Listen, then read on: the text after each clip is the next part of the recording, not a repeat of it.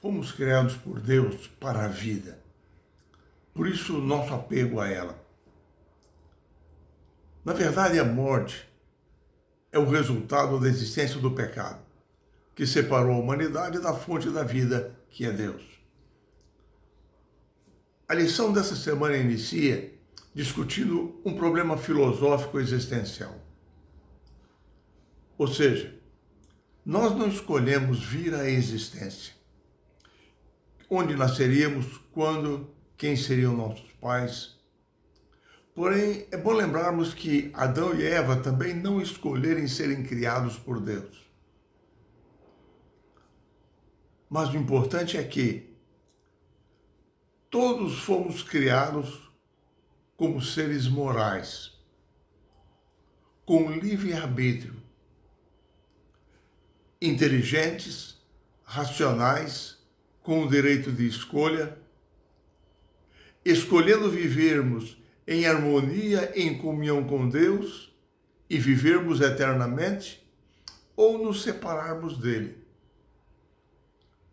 e morrermos. Deus estabeleceu a vontade como soberana em nossa vida e respeita a nossa vontade. Todos fomos escolhidos com o direito, a capacidade de amar e servir a Deus ou não, recebendo dele a vida eterna ou nos afastando dele e morrermos para sempre. Deus deixou isso claro para Adão e Eva quando eles foram criados. No meio do jardim, Deus colocou a árvore da vida. Se permanecessem fiéis a Deus, teriam livre acesso a ela. E assim, ao comerem do seu fruto, viveriam para sempre. Porém, no jardim, o Senhor colocou também a árvore da ciência do bem e do mal. Ele disse: de toda a árvore do jardim comerás livremente, porém da árvore da ciência do bem e do mal não comerás, porque no dia em que dela comeres, certamente morrerás.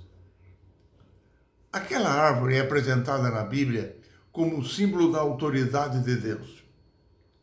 Comer do seu fruto simbolizava lealdade a Deus, confiança nele e dependência dele. Ao tomarem do fruto e comê-lo, deixaram de confiar em Deus, de dependerem dele. Deixaram seu relacionamento de amor e fé com o Criador. E nessa atitude perderam a perfeição de caráter com que foram criados. O pecado é um problema moral em relação ao caráter de Deus. Assim, eles não puderam mais permanecer na presença do Senhor.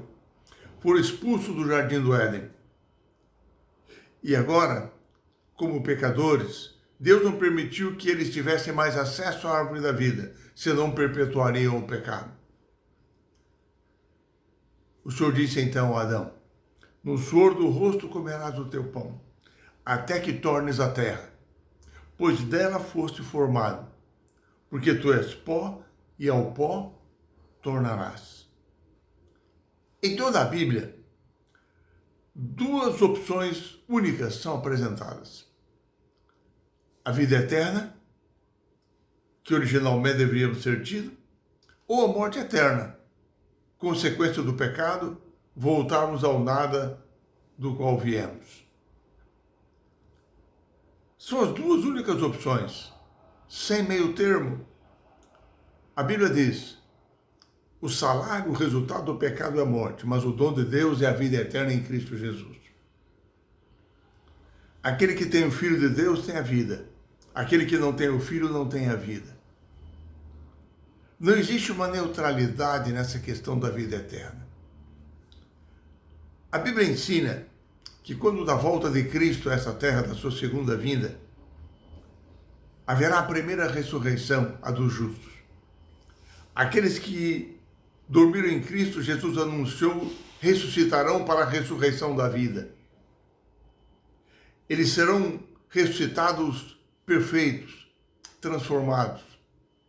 Naquela ocasião, na segunda vinda de Cristo, os justos que estiverem vivos serão transformados como que no abrir e fechar de olhos. E aí todos juntos serão reunidos pelos anjos e levados para o encontro com Cristo nas nuvens, e daí serão arrebatados para o céu. Este é o verdadeiro arrebatamento do qual falam as Escrituras Sagradas. Essa é a nossa primeira opção, a vida eterna. A segunda opção é a morte eterna. Os que escolheram viver nesse mundo, no pecado, não aceitaram a orientação e a direção de Deus em suas vidas. Os que estiverem vivos por ocasião da volta de Cristo, eles serão mortos pelo esplendor da sua vinda. Aqueles que já morreram no passado, que não temeram a Deus, eles não ressuscitarão quando da volta de Cristo. Permanecerão mortos, não participarão da primeira ressurreição. Depois do período de 1000 anos em que os justos estiverem no céu com Cristo, a Bíblia diz que haverá a segunda ressurreição, a ressurreição dos que não amaram, não temeram a Deus. Naquela ocasião, após o milênio, Deus destruirá Satanás, destruirá o pecado, restaurará a paz e a harmonia, a felicidade no universo. Ao eliminar o pecado, ele eliminará também aqueles que o rejeitaram e seguiram a Satanás, seguiram o pecado.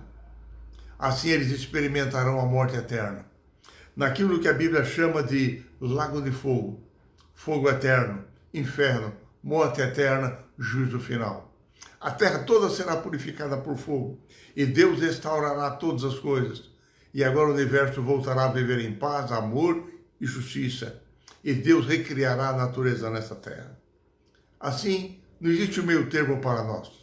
Cada um de nós individualmente faz nesta vida a sua escolha, para a vida ou para a morte eterna. Em Deuteronômios, quando Deus diz a Israel, vê que hoje proponho para ti a vida e o bem, a morte e o mal, ele utiliza as mesmas palavras hebraicas que usa em Gênesis para a árvore da vida, o conhecimento do bem, tov, e do mal, ra. Ou seja, eles deviam servir a Deus ou afastar-se dele. Se permanecessem com ele, viveriam. Se afastassem dele, morreriam. Em verdade, Deus desejava que Israel escolhesse o bem, para que experimentasse as bênçãos do Senhor, porque eles eram o seu povo escolhido, e ele desejava cumprir através dele a sua aliança eterna, a vinda do Messias para salvar toda a humanidade. Deus não desejava que eles se afastassem dele. Assim, o Senhor lhes apresentou uma proposta, um desafio, que nós encontramos no verso áureo da lição desta semana. Hoje, eu tomo os céus e a terra por testemunhas contra vocês, que lhes propus a vida e a morte, a bênção e a maldição. Escolham, pois, a vida para que vivam, vocês e seus descendentes. É impressionante que em Deuteronômio 30, que é o assunto central, o tema central do nosso estudo dessa semana, Deus já inicia o capítulo com uma promessa. E Deus diz, eu lhes proponho uma vida de obediência, de fidelidade e de bênçãos. Mas se vocês se afastarem de mim, forem desobedientes e levados para o exílio como disciplina do Senhor, se lá no exílio vocês se recordarem do Senhor, ouvirem a sua voz, tornarem a ele o seu coração, se arrependerem, se convertessem de novo, eu me compadecerei de vocês. Eu, independentemente de onde vocês estiverem, eu estarei de volta. E eu me glorificarei através de vocês, eu os restaurarei na terra. E assim o Senhor lhes disse em Deuteronômio capítulo 30, de que, olha, o mandamento não é misterioso, não é difícil para vocês. Durante 40 anos eu os guiei no deserto. E assim esse mandamento não está distante de vocês como o céu, o mar. Não. Ele está na mente de vocês, na boca de vocês. Vocês já o aprenderam do deserto. E eu lhes dei as minhas promessas. Se vocês confiarem nas minhas promessas, elas os habilitarão para que vocês cumpram os meus mandamentos e sejam felizes e tenham as minhas bênçãos.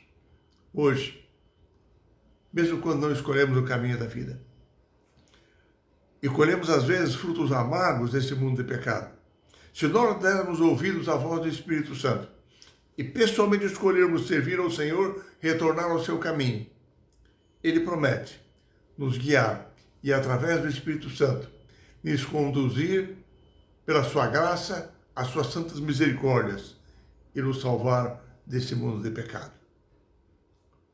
A lição, ela conclui nos mostrando que a questão central da aliança entre o Senhor e Israel era a questão da adoração ao Deus verdadeiro. Depois do dilúvio da Torre de Babel, os povos das nações que surgiram começaram a adorar os astros, os fenômenos da natureza, começaram a erigir imagens de escultura, deixaram o Deus verdadeiro.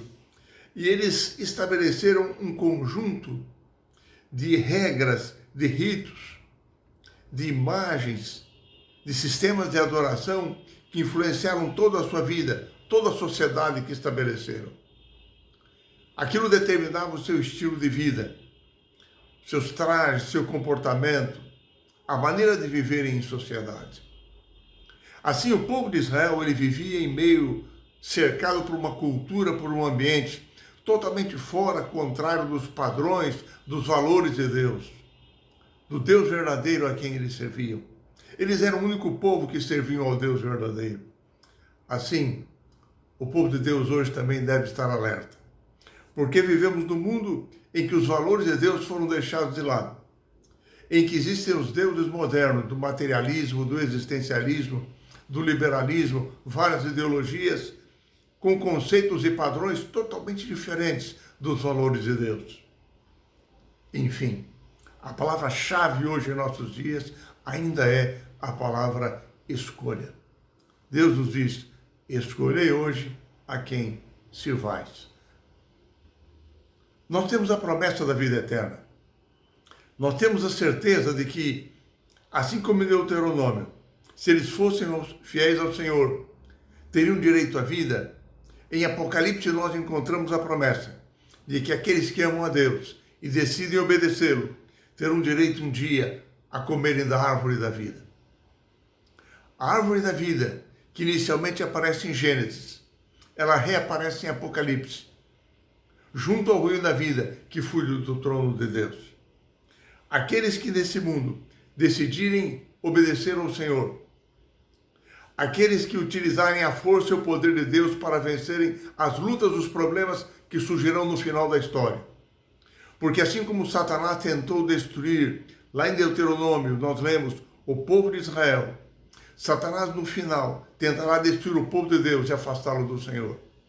Se permanecerem fiéis a Ele e aos seus mandamentos, se o seguirem, se o amarem, o Senhor promete a eles a vida eterna quando da volta do Senhor Jesus. Que essa possa ser a minha e a tua escolha, e que nós possamos viver em ligação com Deus, aceitando a sua graça, a sua misericórdia salvadora em nossos dias.